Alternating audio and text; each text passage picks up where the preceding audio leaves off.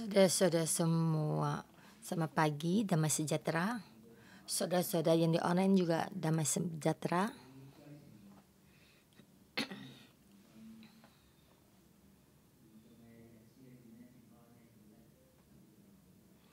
Di dalam keadaan seperti sekarang ini, dalam wabah penyakit, damai sejahtera adalah kita merasa sangatlah penting. Bukannya semestinya, dan kita juga takut ada terjadi ya, dan kita memohon Tuhan memberi seluruh seutuhnya damai sejahtera keluar dan masuk kita juga di damai sejahtera. Dan kita juga memohon damai sejahtera yang dari Tuhan juga mengalir di dalam Hong Kong dan juga seluruh dunia. Dan kita juga di dalam murkanya Tuhan, di dalam penghakiman Tuhan. Pagi ini kita membahas Mazmur pasal 39. Pagi ini yang khotbah ada Pastor Hokit. Ya, ini kita melihat Raja Daud di dalam masa tuannya, doanya dari Raja Daud. Saya memberi tema menghadapi doa seumur hidupnya, yaitu pemasaran seumur hidupnya, yaitu perumpamaan seperti pernikahan, ya juga merah dan putih. Ya, merah itu ya pernikahan, kalau putih itu meninggal ya. Bagaimana menghadapi terakhir, perjalanan terakhirnya.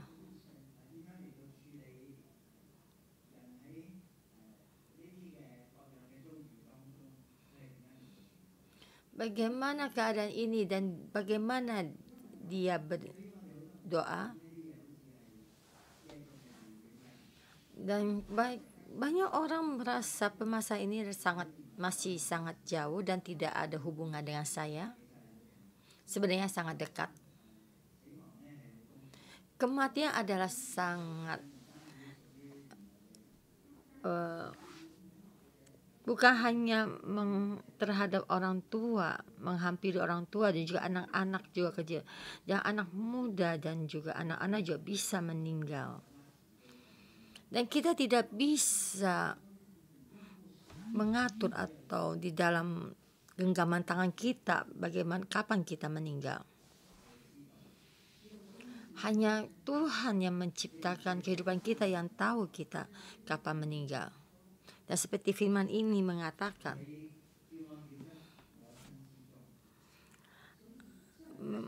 ayat 4, hatiku bergejolak dalam diriku, menyala seperti api ketika aku berkeluh kesah, aku berbicara dengan lidahku.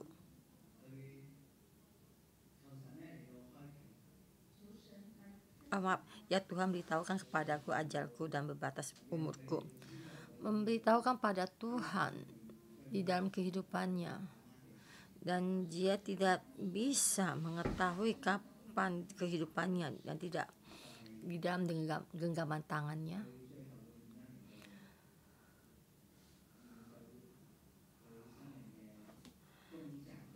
Dan bagaimana dia menghadapi kehidupannya yang terakhir.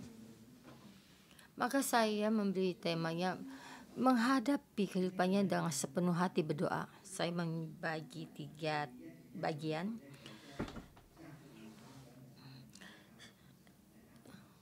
Yes, ayat 1 sampai ayat 6 itu bagaimana dia dalam kehidupannya itu menyerahkan kehidupannya di dalam tangan Tuhan.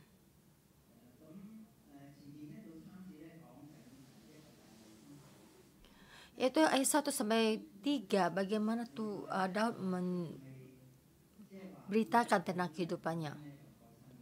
Jadi dia bukan seperti orang biasa yang meninggal. Di masa mudanya dia menjadi pemimpin dari Yehuda. Sebagai seorang raja, bagaimana dia meninggal akan menggoncangkan satu kerajaan. Dan di sampingnya banyak orang yang dekat.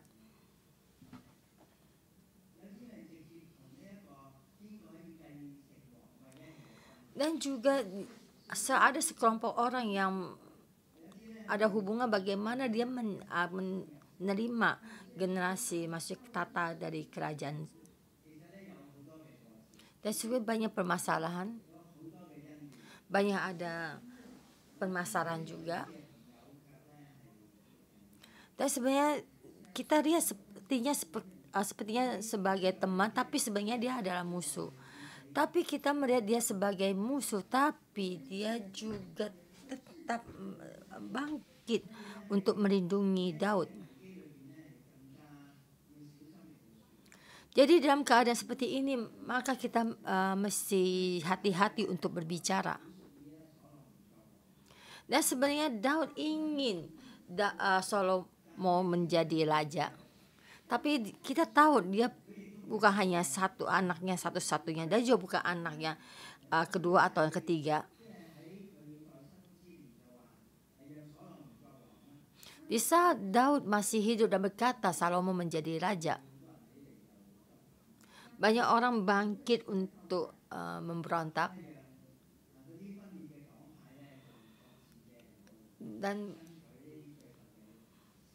Dan banyak orang yang di dalam banyak kelompok-kelompok itu akan bangkit untuk memberontak.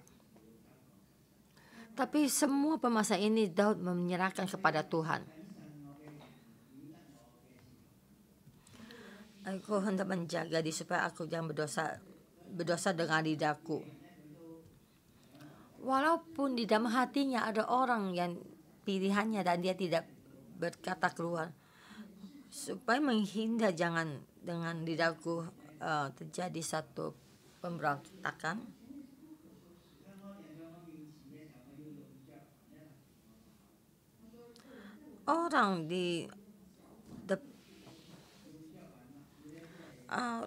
Orang yang jahat untuk menjerat lidahku.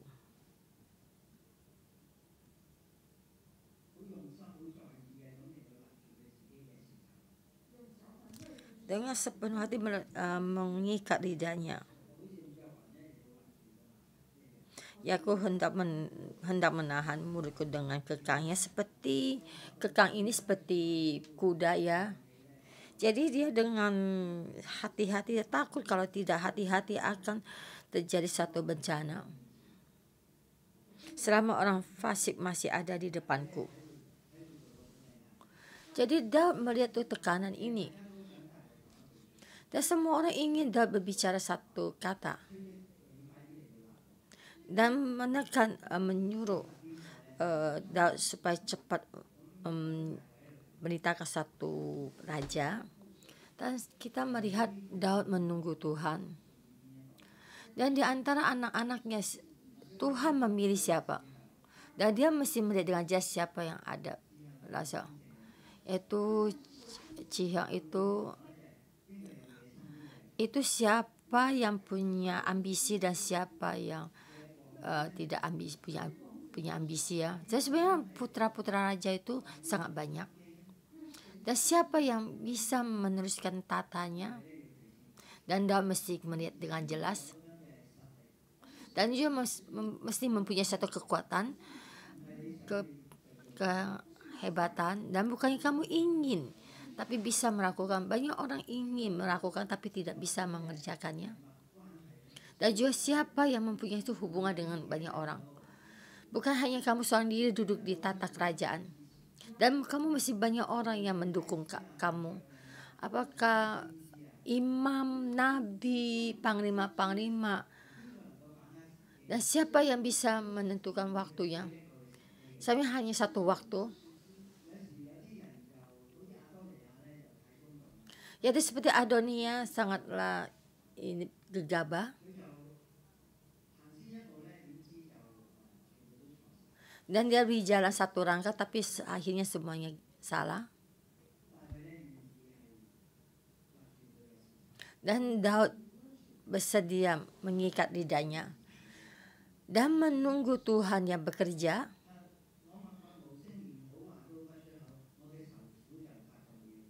Aku keluh, aku diam, aku membisu, aku jatuh dari hal yang baik.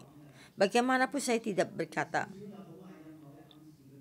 Dan sedikit pun kata semua tuh rahasia tidak terluar. Tapi di dalam penderitaanku makin berat,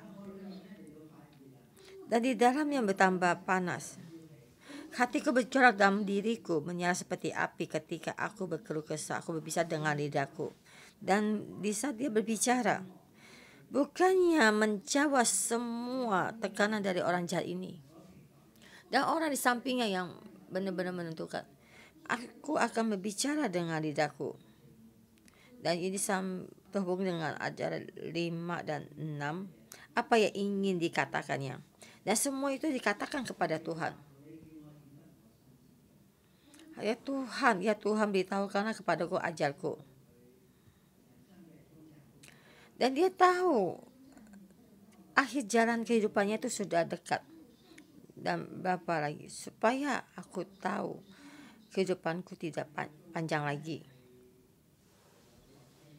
Dan menjadi raja ada turun dari mobil, ya maksudnya itu dari mobil itu maksudnya itu meninggal ya. Dari tradisi Cina ya, Raja Cina itu akan terus mencari supaya dia bisa hidup seumur hidup, dan suruh orang untuk mencari satu resep yang supaya dia bisa seumur hidup yang tidak akan mati. Tapi ini sebenarnya palsu, dan orang tuh pasti akan meninggal ada akhirnya. Dan Daud dan saya juga akan menghadapi kematian. Dan seperti Mazmurnya Daud membantu kita untuk merenungkan. Di saat kamu apapun tidak bisa berbicara, kamu akan berbicara apa kepada Tuhan? Dan dia mengakui Tuhan ada Tuhan kehidupannya. Tuhan ada Tuhan kehidupannya. Dan dia tahu kesulitannya, dan Tuhan tahu berapa lama umurnya. Dan dia dengan begini memohon, sesungguhnya hanya beberapa perempat aku bertundukkan umurku. Bagimu hidupku seperti suatu yang hampa, yang setiap manusia hanyalah kesia-siaan. Jadi Daud menjadi raja 40 tahun. Dan jadi raja Roma. Kerajaan Roma, pemimpin Roma yang menjadi raja berapa tahun, hanya berapa bulan. Banyak, kadang ada yang diracuni, dibunuh. Dan ada 40 tahun dan sudah mendapatkan keuntungan. Dan kita sendiri bagaimana rasa kita, kehidupan kita, jika kamu terus mengejar dan terus dengan sibuk, ada 40 tahun dan 80 tahun, waktu akan cepat berlalu. Dan semua ini akan berjalan dengan cepat. Dan kita merenungkan kembali kehidupannya Daud, dipenuhi dengan kehidupan yang satu yang sangat baik ya. Dan permasalahan ini belum selesai, dan ada lagi permasalahan baru lagi terus terjadi. Dan seperti dia sendiri dan sepertinya dikejar. Dari 40 tahun sepertinya cepat berlalu.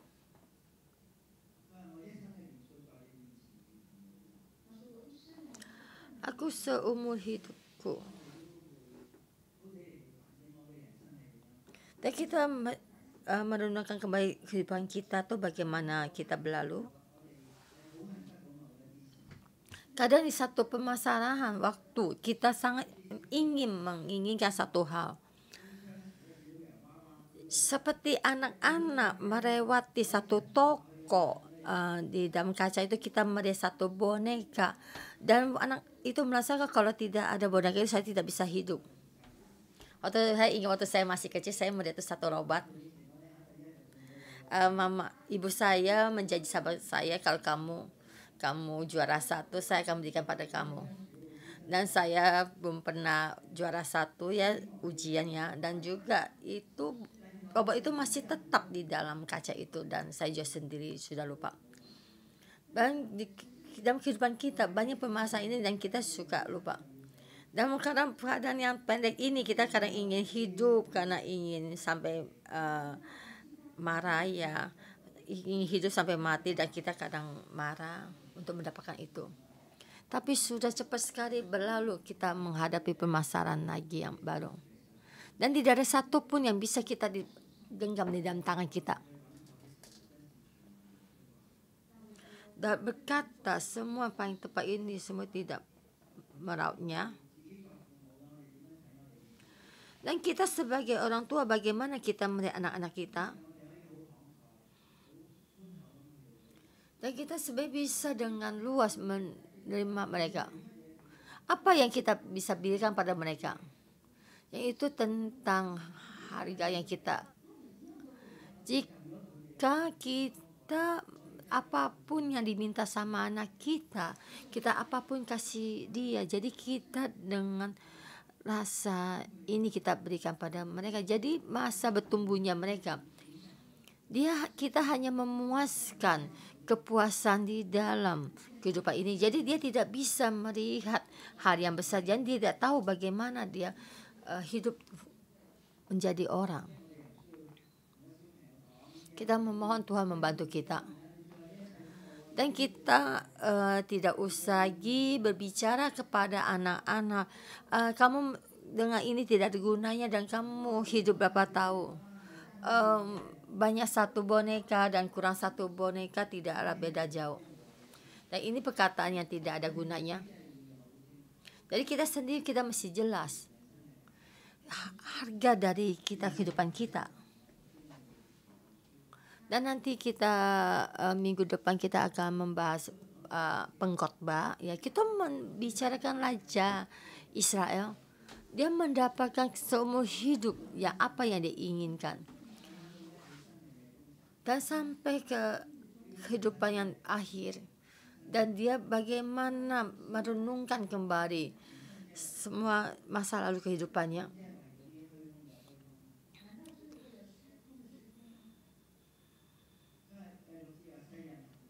Ayat ke-6, ia hanyalah bayangan yang berlalu, ia hanya mempeributkan yang sia-sia. Dia sudah dan menimbun tetapi tidak tahu siapa yang merautnya nanti. Banyak orang dalam kehidupannya tuh sibuk dengan permasalahan ini.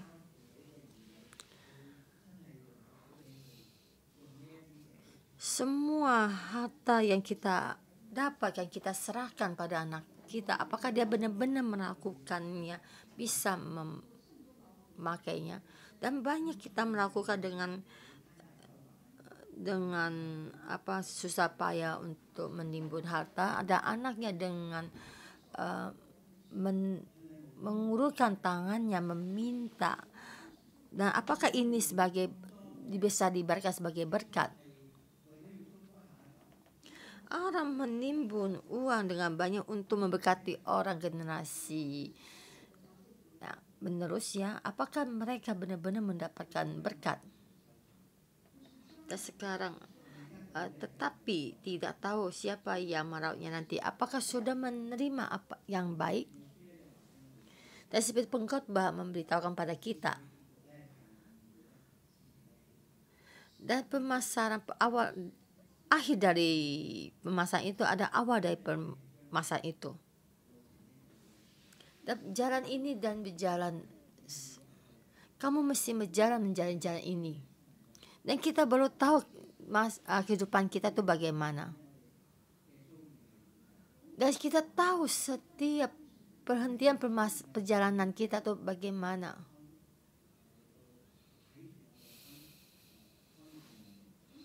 Dan kita tahu Tuhan memelihara kita dan melihat kita.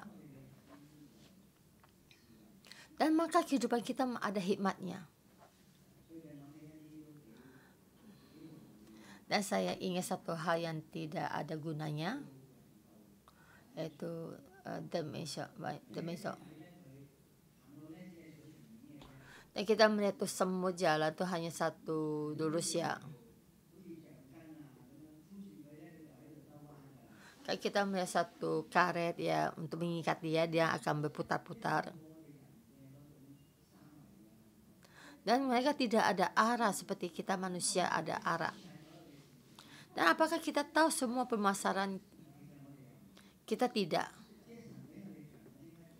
Tuhan memberi kita talenta itu apa? Bagaimana kita manusia berjalan sampai jalan akhir. Dan kita tidak tahu. Dan Tuhan di atas tahu melihat semuanya. Dan Tuhan di semuanya Tuhan tahu. Jadi hikmatnya Tuhan sama hikmatnya kita tuh berbeda. Kita dulu ada hikmatnya seperti itu. Dan bagaimana kehidupan kita berjalan sampai akhir. Dan yang sangat penting ada satu bagian. Dan jadi setiap keputusan kita ada sangat penting. Dan sangatlah penting sampai jalannya selanjutnya yang kita jalankan. Dan Daud sendiri tidak melihat dengan jelas. Dan dia hanya tahu apa yang sudah dilewati. Dan sekarang dia mau mempersembahkan dirinya kepada Tuhan. Dan ayat 7 sampai 11. Dan sekarang apakah yang ku nantikan ya Tuhan? Kepadamu lah aku berharap. Jadi harapan Tuhan diharapkan pada Tuhan, tapi tidak diharapkan kepada manusia dan tidak mengandalkan kekuatannya. Dan sekarang apa yang ku nantikan ya Tuhan? Kepadamu lah aku berharap. Jadi mendadak ada satu teringat. Jadi seumur hidup saya itu sangat berharapkan padamu. Saya di sini menunggu apa? Dan karena hidupan yang membutuhkan Tuhan. Dan setiap orang mesti menghadapi Tuhan yang menciptakan dirinya. Berjalan sampai ke jalan yang akhir. Dan dia juga mesti mempertanggungjawabkan kehidupannya kepada Tuhan yang menciptakannya. Jadi pengharapannya itu apa? Lepaskanlah aku dari segala pelanggaranku. Jangan jadikan aku cerana orang bebal. Melepaskan aku dari segala pelanggaranku. Jadi dalam dan juga banyak melakukan pelanggaran. Dan kita meletakkan pelajaran kita tentang apa yang kita kenal tentang Daud ya. Sepertinya Daudnya sangat penuh kepercayaan diri dan mengandalkan Tuhan. Dan kita memakai pengalaman kita sebagai orang dewasa, kita mengenal Daud. Tapi sebaiknya kita memahami Daud banyak melakukan pelanggaran. Dan semua ini juga satu-satu dicatat di dalam Injil Samuel ya. Dan di sini orang menulis Injil Samuel itu memberitahu kita supaya kita melihat kehidupan manusia sebagai begini dan sebagai raja begini. Dan kita jangan datang untuk mentertawakan Daud. Dan kita sebenarnya tidak lebih baik daripada Daud. Dan kesalahan kita juga tidak lebih sedikit dari dia. Dan banyak yang kita ambil keputusan kita juga tidak lebih sedikit dari Daud. Untuk menghadapi Tuhan dalam kehidupan kita, Daud hanya memohon satu hal. Lepaskan aku daripada segala pelanggaranku. Ini yang satu, ini dalam akhir hidupnya Daud, ini hal yang paling penting. Lepaskan aku dari segala pelanggaranku.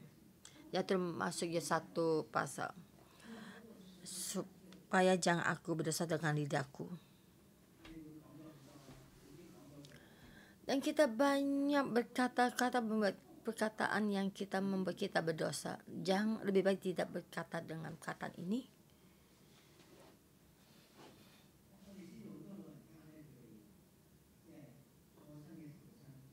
Kita banyak orang tua di saat dia meninggal sangat menderita. Dan seumur hidupnya banyak satu. Karena dia tidak bisa meninggal karena banyak dosa ini yang melingkupinya.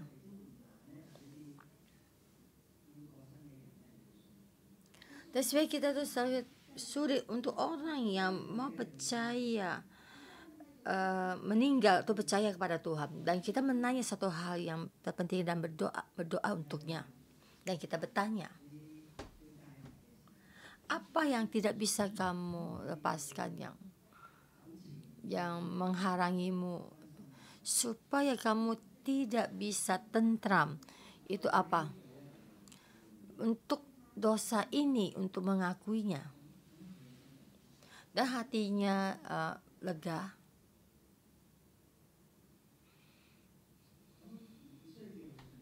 Dan tidak usah menyuruh dia percaya Yesus.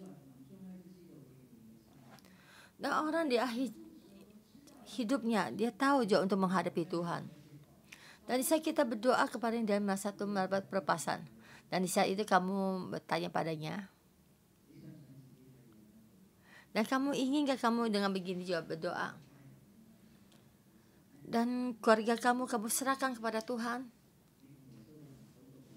Kamu berdoa dalam nama Tuhan Yesus cukup. Dan dia bisa berdoa dengan nama Tuhan Yesus karena dia sudah menerima Tuhan Yesus.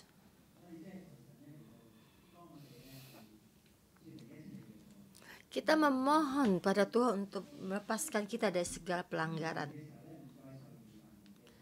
Jangan jadikan aku cerang orang bebal di masa tua kita, dalam hati kita di dalam belenggu. Kita tahu di saat Daud meninggal, Yoab masih tetap di sini, Yoyada masih tetap di sini, dan dia memerintah untuk Salomo untuk menyelesaikan semua permasalahan Daud. Dan itu Daud masih banyak permasalahan ini dengan Yoyada, banyak perselisihan dan juga masih saudara. Dia adalah anak dari abangnya. Dia boleh katakan sepupu dengan Daud. Dan sama Daud keluar masuk di dalam banyak permasalahan. Dan dia menjadi aurat dan Yoyada menjadi arat Daud untuk membunuh banyak orang. Dan di saat Yoyada masih hidup menjadi satu ancaman bagi Daud. Dan pernah membawa surat dari Daud, dan bagaimana untuk mengurus Julia.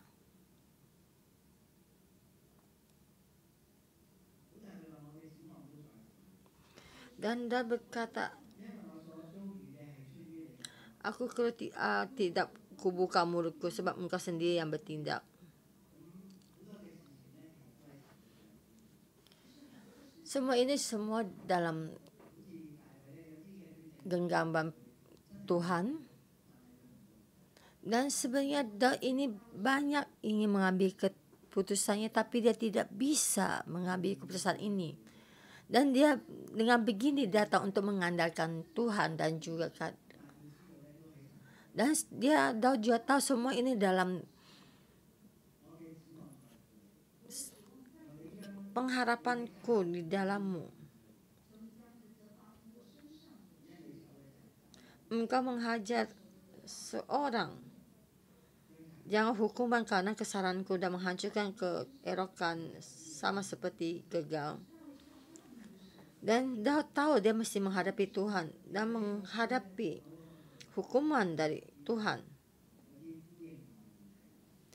Jadi kita tahu semua ini ada hubungan dengan Mazmur pasal 38 yang kemarin kita baca. Dan dia itu membicarakan dosanya lebih tinggi daripada kepalanya dan bebannya dia tidak bisa memikulnya. Dan juga dia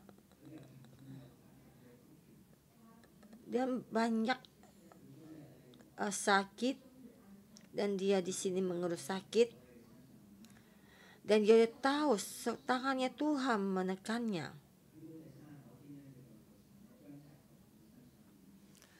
Dan sampai ayat 30 pasal 39 ya, bagaimana Tuhan menghukumnya sampai padanya. Dan beginilah Tuhan menghukum manusia.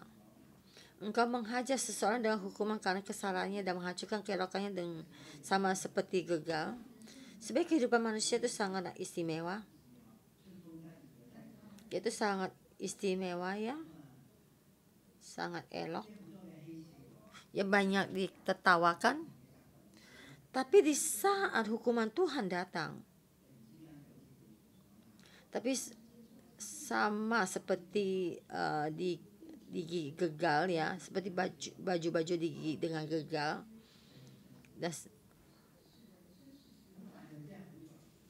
Jadi Daud sangat mementingkan Tuhan dan pengharapannya juga mementingkan Tuhan. Dia memohon apa? Tuhan, ampuni semua pelanggaran saya.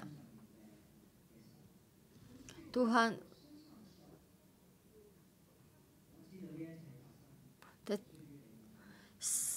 saya tahu semua ini yang terjadi. Dan kita bagian ketiga yaitu berdoa.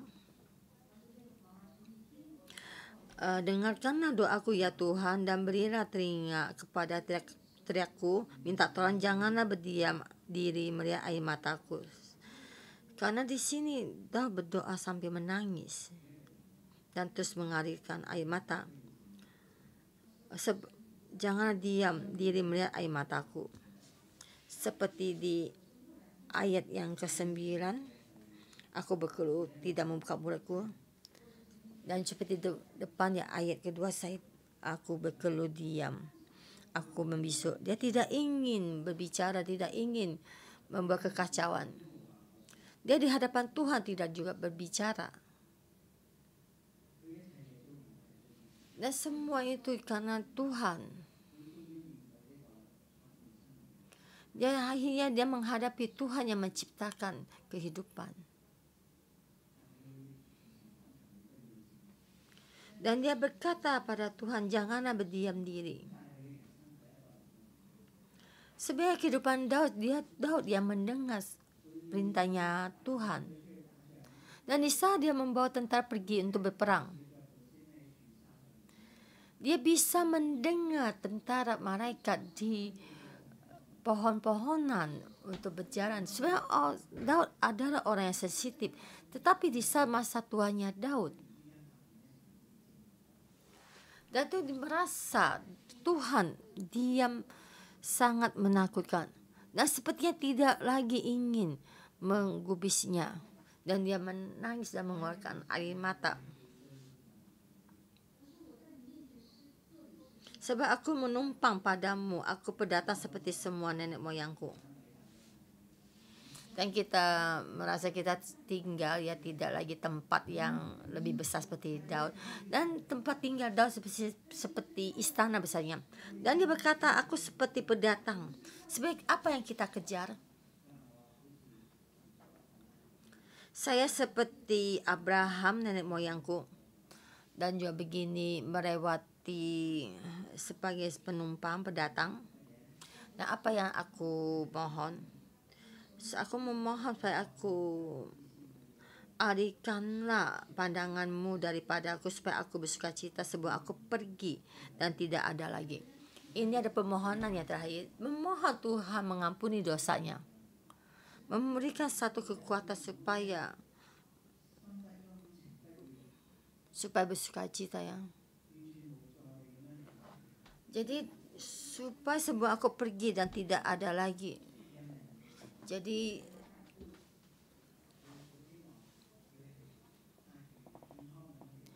dan Daud berharap supaya dia membawa satu kesehatan ya, maksudnya meninggalnya dengan keadaan sehat dan tidak dengan sakit dan tidak ada berdaya ya, dan memohon kepada Tuhan supaya aku pergi dan tidak ada lagi. Kita tahu di dalam penyakit ini, dalam COVID-19 itu wabah penyakit ini membunuh orang dengan banyak jumlah. Banyak orang di dalam dalam tempat tidur sakit meninggal, dan juga banyak orang di dalam isolasi, dan juga orang saudara sendiri pun, orang dekat pun tidak bisa kita lihat, dan kita memohon kepada Tuhan supaya mengajar kita bagaimana kita berdoa. Dan pengharapan kita juga mengadakan pada Tuhan, mari kita memuji Tuhan kita. Ya Tuhan, Engkau adalah Tuhan pengharapan kami dalam kehidupan kami dan seluruhnya. Setahun 365 hari Engkau bersama dengan kami, di tengah-tengah kami. Tuhan, kami berterima kasih.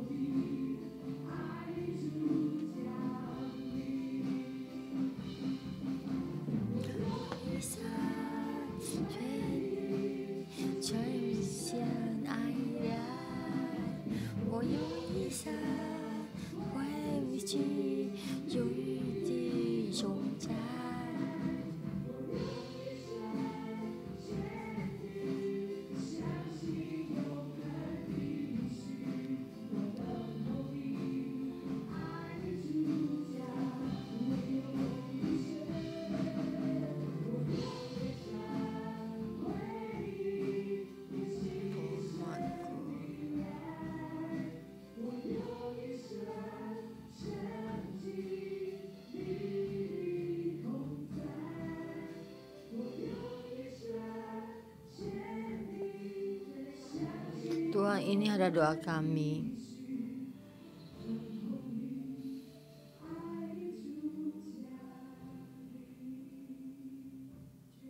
Tuhan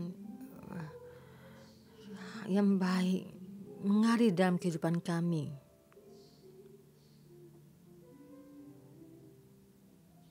Tuhan, terima kasih Engkau mengorbankan kasih-Mu kepada kami.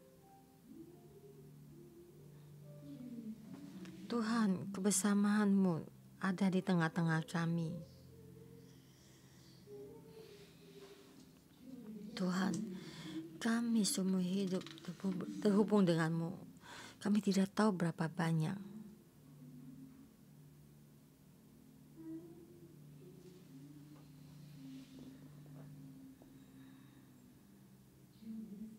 Kami, seumur hidup kami, ingin bersama di dalam-Mu. Kami seumur hidup ingin melayani-Mu. Tapi Tuhan, hari ini Engkau berkata pada kami, Tuhan, kami tidak tahu kehidupan kami berapa panjang dan berapa pendek, dan berapa akhir hidup kami seperti telapak tangan ini panjangnya. Tuhan Yesus, akhir hidup kami di dalam telapak tangan. Kami akhir dari hidup kami ada di hadapan-Mu, ada dan seperti tidak ada.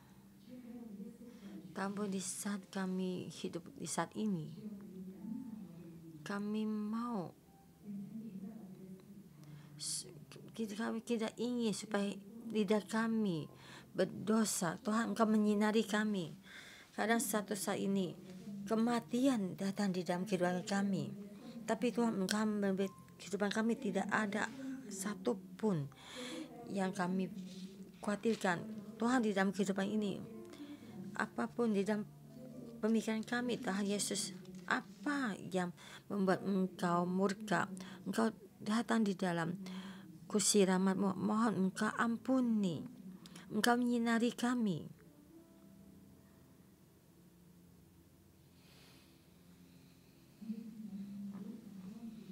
Saya memohon saudara-saudara semua, jikalau Tuhan menyinari kami, pemikiran kamu apa yang satu kita yang membuat Tuhan murka, mari kita berdoa. Kadang kita menjadi orang tua,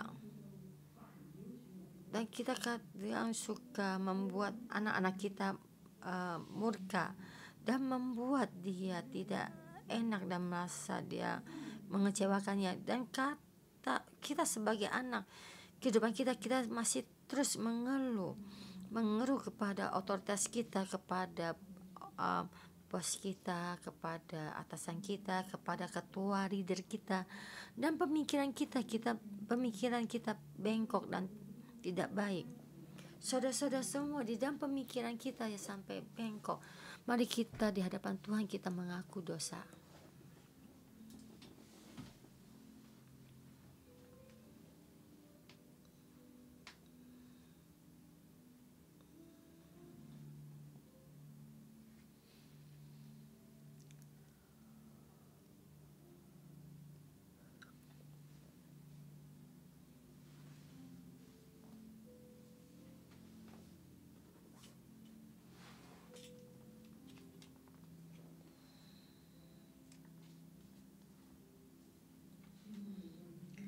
Tuhan, kami datang di kursi rahmat-Mu.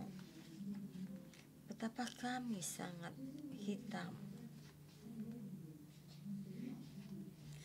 Kami kadang merasa sama kematian sangat jauh. Tapi kami di saat kami melihat dunia ini, kematian ini hanya sekejap saja. Dan kadang tidak ada orang bisa melindungi kita supaya kita tidak terdapat wabah penyakit ini. Tapi Tuhan, kami datang di kursi rahmat-Mu. Betapa kami sangat lemah. Kami tidak bisa melindungi kehidupan kami. Kami tidak ada tenaga tidak berbuat dosa. Tapi Tuhan, Kau ampuni kami. Bahkan kami atas dan bawah, Kamu menghadapi kita yang hidup bersama kita, dan kita kadang mengatakan satu kata-kata yang tidak ada manfaatnya dan membuat orang tidak enak dan juga tidak menghargai orang, dan juga mohon Tuhan ampuni kadang-kadang pemikiran kita, hati kita tuh dipenuhi dengan yang tidak baik dan hati yang berbeda. Engkau Tuhan ampuni kami. Darah-Mu untuk mengampuni, menghapuskan semua dosa kami. Hidup kami dalam kehidupan yang pendek ini, tapi kehidupan kami di bawah terang. Dan Tuhan, ini adalah doa kami, supaya kami membawa hati yang murni sampai di hadapan-Mu. Tuhan, Engkau memberikan tuh membuat kami melihat kehidupan kami sebenarnya sangat pendek. Kami di sini memilih dan percaya Engkau ada Tuhan yang memberikan kehidupan bagi kami. Engkau yang membuat satu kekuasaan, Tuhan, buat kami hari ini merenungkan kehidupan kami. Apa yang kita kejar selama ini?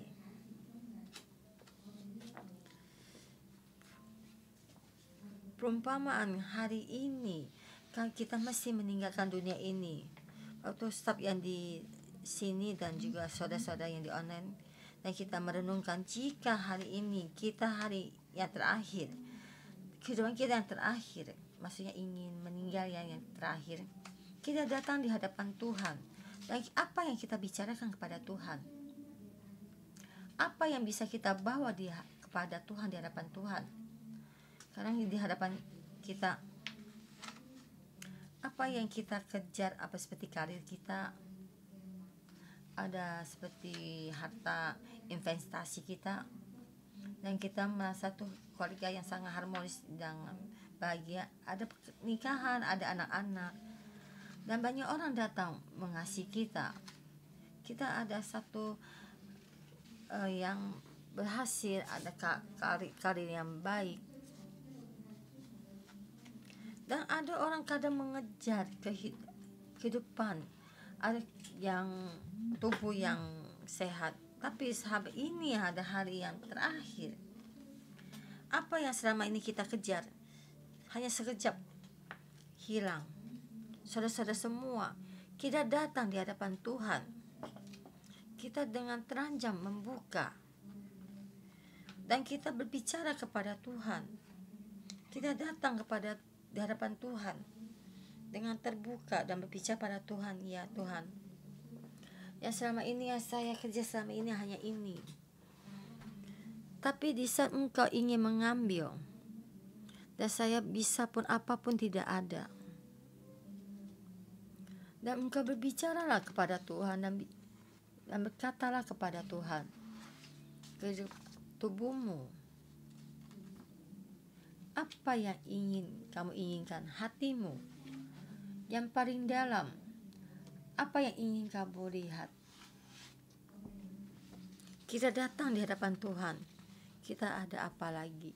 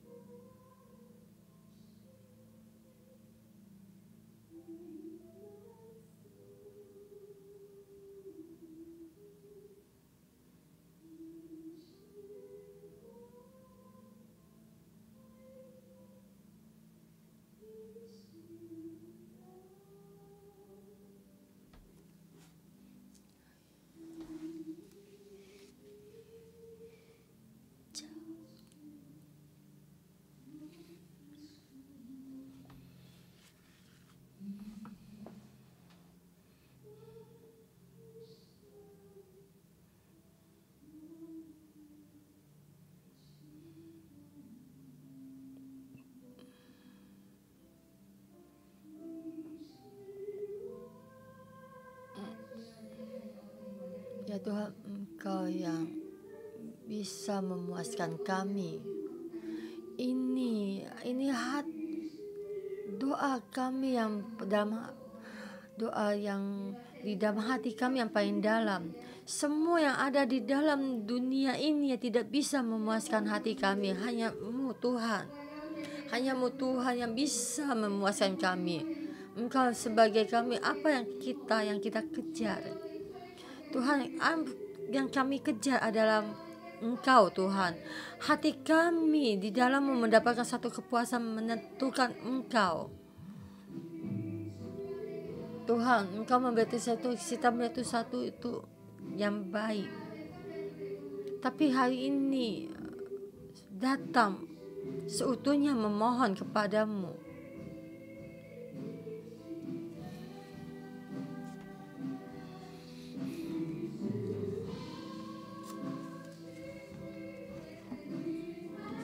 Mari kita bersama berdeklarasi. Kepuasan kita, Engkaulah Tuhan yang memuaskan kita.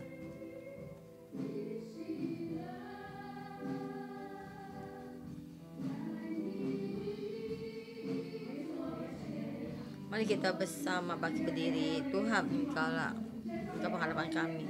Engkau ada kekuatan dalam kehidupan kita. Kita dengan begini kita percaya padamu. Amin.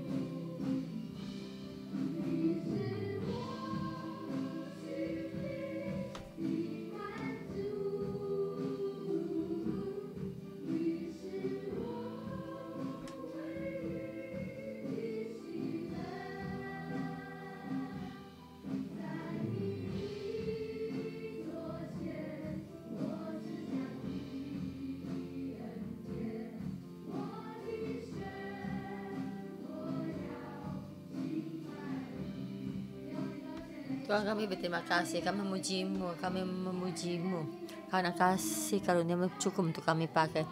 Kami sepenuh hati kami hanya di dalam-Mu. Kami bersemukan terima kasih. Kami untuk di dalam wabah penyakit ini, dalam keadaan sulit ini, kami bisa datang di dalam bait-Mu. Kami di hadapan memuji-Mu, kami mempersembahkan terima kasih saudara-saudara semua dan staf gereja. Kita berdoa untuk Hong Kong dalam wabah penyakit ini.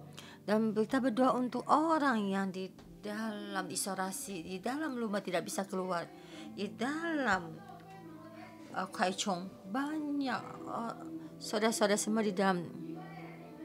Dan saudara-saudara semua, jika kalian di dalam isolasi, tapi walaupun tubuh saya diisolasi, tapi hati kami tidak terisolasi, tapi kami tetap memuji-Mu di dalam wabah penyakit ini. Mari kita berdoa. Kita jangan sampai kehilangan pengharapan bagi orang yang percaya di dalam hatimu dalam memikirkan kehidupan apa inti artinya dalam kehidupan.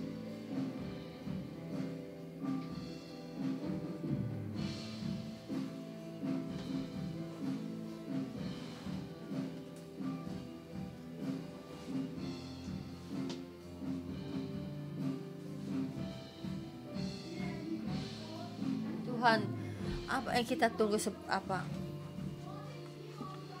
pengharapanku tetap padamu, dan pengharapan Engkau juga di hadapanmu. Walaupun sekarang dalam penyakit sangat ganas, tapi Tuhan, Engkau menjaga, Engkau melindungi semua. Kami percaya Engkau mengendalikan semuanya. Tuhan, kami memuji-Mu, kami berterima kasih. Dan saya juga ingin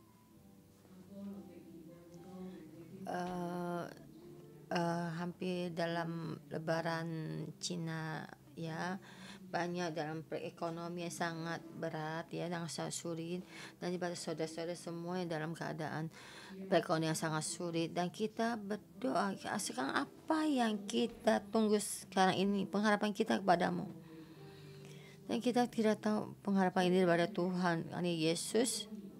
Di saat ingin Lebaran Cina ya, Imlek, apakah dia ada gaji keluar, apakah ada pekerjaan, dan perekonomian bisa melewatinya.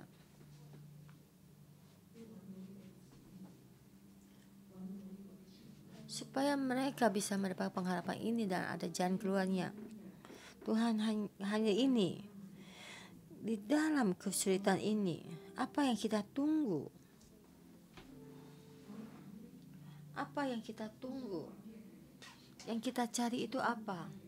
Apa yang tidak bisa kita letakkan? Pengharapan kita.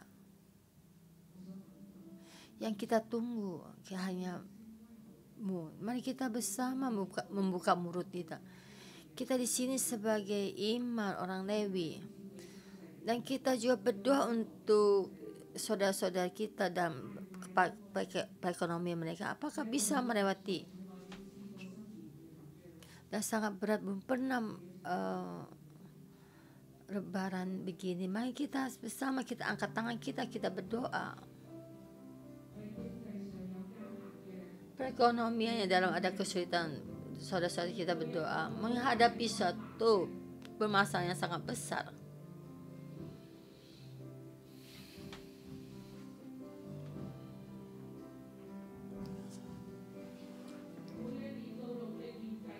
Setiap tahun sampai lebaran Imlek ini, yang berdagang sampai di tahun ini bisa mendapat ada pengharapan bisa mendapatkan keuntungan, bisa mendapatkan satu kehidupan, tapi bisa melewati lebaran. Tapi Tuhan, kami tahu pengharapan kita hanya mengharapkan padamu. Apa Tuhan kami yang dapat datang darimu? Mazmur pasal 22 yang terakhir, kita tahu Engkau adalah satu-satunya jalan keluar kami. Keluarga kami akan bisa menetapkan Engkau adalah pengharapan kami, Engkau adalah yang penjawab kami. Tuhan, kami ingin pada orang yang dalam kehidupan yang paling sulit ini, biarpun bagaimana yang berdagang dalam pekerjaan yang sangat sulit, dalam keluarganya dalam kekurangan, Tuhan kami berdoa, Tuhan berkat-Mu, kasih karunia-Mu mengalir kepada mereka. Pengharapan kami berharap padamu. Dan sekali lagi saya mendengarkan firman ini di dalam orang sekeliling kita, mendengarkan firman ini supaya mereka ada pengharapan, menghadapkan satu pengharapan, supaya mereka tahu sehidup mereka ada di dalam tangan Tuhan, dalam nama Tuhan Yesus, amin. Kita angkat tangan kita ke dalam Tuhan Yesus, kita memberkati setiap orang, saudara-saudara yang online dan juga orang Lewi dan Dewi yang kita pegang ada pengharapan ini. Ya Tuhan, menyempurnakan semuanya yang kita pegang, semua memberkati setiap orang supaya kita tahu seumur hidup kita di dalam tangan Tuhan, supaya kita mendapatkan satu ada manfaatnya kita, supaya kita tahu semuanya di dalam tangan Tuhan. Berkati setiap orang supaya kita membawa satu berita baik sampai seluruh Hong Kong ada pengharapan ini, sampai di semua setiap keluarga, setiap rumah, dalam nama Tuhan Yesus, amin. Berkati kalian semua.